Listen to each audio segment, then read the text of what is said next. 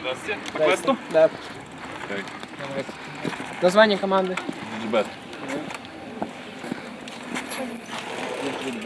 Шматлікія тайнікі, коды, шифры, красфорды не толькі чакалі ўдзельнікаў квест-гульні. Усяго 12 узроўняў. Пераход на іншы быў магчымы толькі пры выкананні ўсіх заданняў папярэдняга. Прычым усе этапы гульні адбываліся на розных аб'ектах МНС. Агульны маршрут велоквеста – 32 километры. Весь город наш готовится к знаменательным событиям, празднованию тысячелетия города Бреста.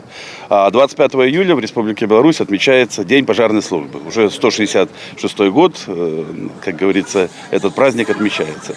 Ну и вот эти два события, они явились тем, чтобы мы, наше Брестское областное управление МЧС, решило немножко в нестандартном ключе опять, наверное, заявить о вопросах безопасности жизнедеятельности и сделать такой небольшой подарок. Першапачаткова арганізатары планавалі 10 каманд по 5 чалавек, але на квест прыехала намнога больш людзей. У выніку 20 каманд і больш за 100 удзельнікаў. Узрост ад 14 гадоў. Іх агульная задача як мага хутчэй дабрацца да фінішу. Праз прызму квеста веламатары даведаліся шмат новага пра гісторыю развіцця пажарнай службы Бреста і проста добра адпачылі. Лето, тепло, хороший способ провести выходные. Интересно, занимательно.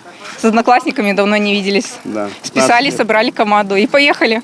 Квест всегда интересно, весело, много людей, разных возрастов, все здорово. Мы работаем и отдыхаем.